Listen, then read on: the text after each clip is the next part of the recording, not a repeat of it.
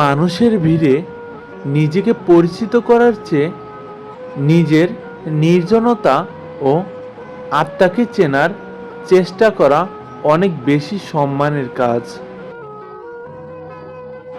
আপনার বাইরের অবয়ব বা চাকচিক্য দেখে যারা আপনাকে ভালোবাসে, তারা প্রকৃতপক্ষে আপনাকে নয়, বরং আপনার মুখোশকেই চেনে।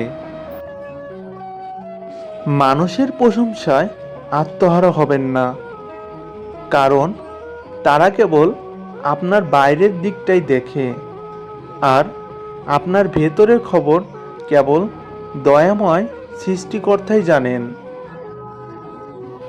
আপনার গোপন কথাগুলো আপনার নিজের কাছেই বন্দি থাকুক, কারণ একবার তা প্রকাশিত হয়ে গেলে আপনি হয়ে পড়বেন সেই কথার বন্দী। সত্যের পথে সঙ্গী কম দেখে ভয় পাবেন না, কারণ হকের পথে যারা বিচরণ করে তারা সব সময় সংখ্যায় অল্প হয়ে থাকে। অহেতুক তর্কে জয়ী হওয়ার চেয়ে নীরব থেকে নিজের সম্মান রক্ষা করা অনেক বেশি প্রত্যেকবান ও বুদ্ধিমান মানুষের কাজ।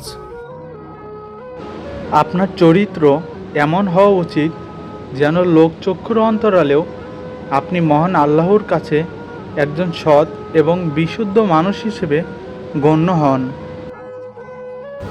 বর্তমান দুনিয়া এক মরীচিকার মতো, আপনি একে যতটা সত্য মনে করে ছুটবেন, এটি আপনাকে ততটাই বৃত্তান্তিক অতলে নিয়ে যাবে। সবচাইতে ভয়ঙ্কর শত্রু হলো সেই জন যে সামনে আপনার প্রশংসা করে আর পেছনে আপনার অনুপস্থিতিতে বিষোদ্গার করতে লিপ্ত হয়। আপনার অন্তর যখন সত্যের আলোয় আলোকিত থাকবে, তখন পৃথিবীর কোনো অন্ধকারই আপনাকে সঠিক পথ থেকে বিচ্যুত করতে পারবে না। আপনার গোপন চরিত্রই আপনার প্রকৃত পরিচয়। বাকি যা কিছু মানুষ আপনার সম্পর্কে জানে তা কেবল লোকমুখে শোনা এক অলীক মরীচিকা মাত্র। আপনার হাতের ফোনের স্ক্রিন যেমন স্পর্শকাতর, মানুষের হৃদয় তার চেয়েও বেশি হাজার গুণ বেশি নমনীয়।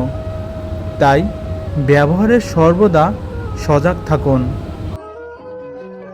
যিনি নিজের জীবনকে কেবল মানুষের প্রশংসার জন্য সাজিয়েছেন, তিনি মূলত নিজের জন্য একটি সোনার খাঁচা তৈরি করেছেন, সেখানে তিনি নিজেই বন্দী। অন্যের গোপন ত্রুটিগুলো অনলাইনে ছড়িয়ে দেবেন না, কারণ আপনার প্রতিটি কাজের হিসাব নেওয়ার জন্য মহাকাল এবং মহান সৃষ্টি সর্বদা জাগ্রত। প্রকৃত জ্ঞান হলো সেটি যা মানুষকে বিনয়ী করে তোলে, আর কৃত্রিম জ্ঞান হলো মানুষকে উদ্ধত ও প্রচারমুখী করে তোলে, অন্যের চোখে নিচু করে দেয়। আপনার জীবনের অপ্রাপ্তিগুলো মানুষের কাছে বলে বেড়াবেন না, কারণ মানুষ আপনার অভাব নিয়ে উপহাস করতে ভালোবাসে, সমাধান দিতে নয়।